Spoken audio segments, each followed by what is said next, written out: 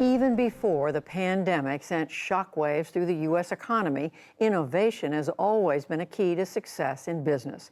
Economics correspondent Paul Salmon looks at one businessman whose determination to locate his technology company far from Silicon Valley led to a new twist on a very old business model, the apprenticeship. It's part of our Work Shift series. My grandmother's not the type of woman that you say no to. 9 years ago, tech entrepreneur Ankur Gopal's 86-year-old grandmother asked him for an iPhone. I said, Grandma, why do you want an iPhone? I'm downstairs, you're upstairs, just yell at me whenever you need something. But he obliged. And sure enough, I was doomed to be her tech support. But as time went on, she became more comfortable with the technology and very proud. So proud that when my friends would come over, she would look at them and say, you have an iPhone 3. I have an iPhone 4. To Gopal, it was an epiphany. He could teach almost anyone to master modern technology. He spent the years since proving the point. Not in Silicon Valley, but in his native state, whose economy he's been trying to transform. I came to Kentucky, where my parents lived in Owensboro, Kentucky, and worked out of their basement, very cliche.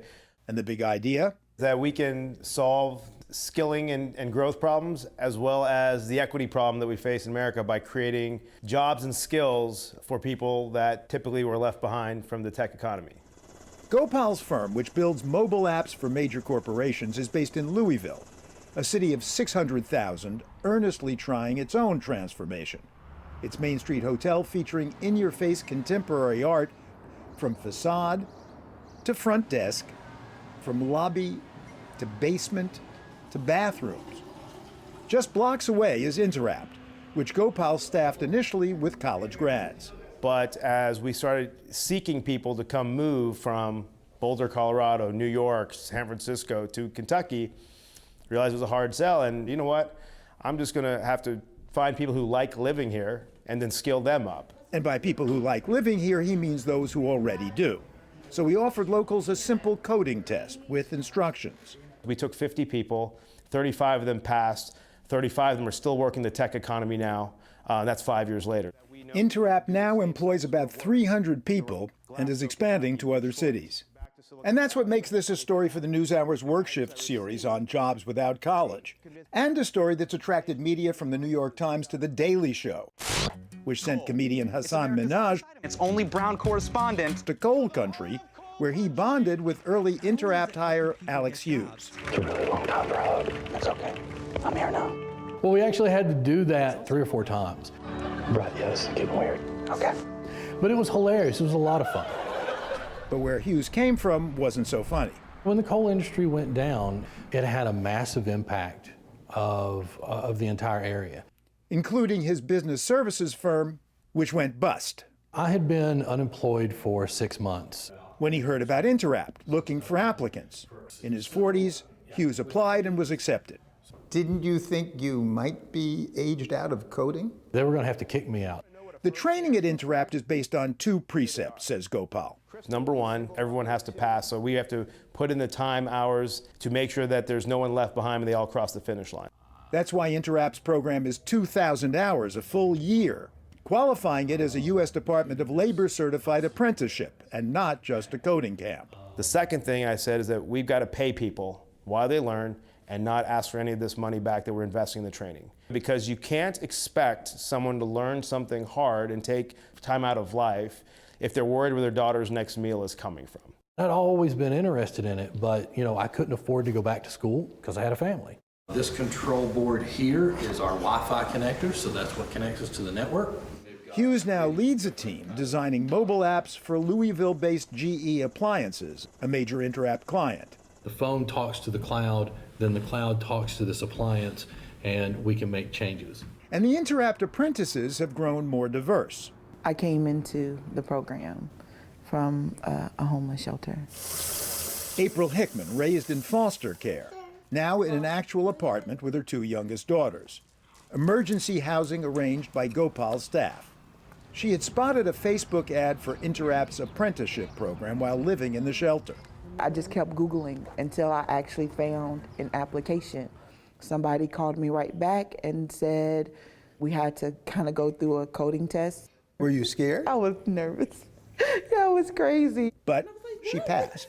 And I was like, yes. And so I was so excited, you know, like I was crying. I was like, yes. We started with a very rural population, then we went with a 100% African American population. Same metrics, same results. The common thread between two people that you would think were very fundamentally different, they all had the drive. This was everything for us. This was our shot. Even if we had to sleep in a trunk some dang on where, I was making it through that class. Like, I was not giving up. Of all the foster kids you've known, given the same kind of opportunity, same kind of training, what percentage of them could do what you're doing now? Oh gosh, a great number, because it's problem solving. And if there's one thing that we're good at, it's problem solving, you know, because we've had to. With the GE Appliance Smart Home. Melanie Trass, who manages client relations, says the company's openness to hidden talent gives it a distinct edge. Since we are targeting those communities where people are being left behind, we are highly diverse within our organizations. So many clients are seeking that. It's part of the texture right now across America, upskilling, reskilling, and giving people a seat at the table where they normally may have not had a pathway. So we help create the path. This is one of the first appliances that I got to work on. At GE Appliances, Alex Hughes and apprentice Corey Thomas were meeting with the executives in charge of Interapt's contract. Our relationship with Interapt is one of those ways that we find diverse thought and resources right here in our backyard. VP Sean Stover first hired Interapt to work on the Opal Ice Maker. The southern states, we like our ice chewable. Chewable. Yeah. So can I defile this particular drink, but I want to see what this is like? Oh yeah, you're not jeopardizing your teeth in any way here. Right.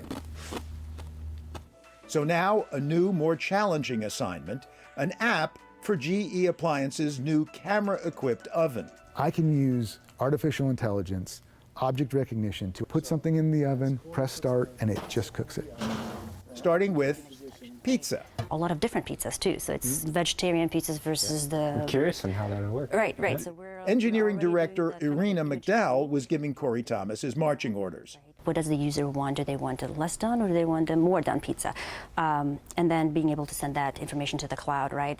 Would you like to see the cheese bubbling? Oh yeah, cheese bubbling?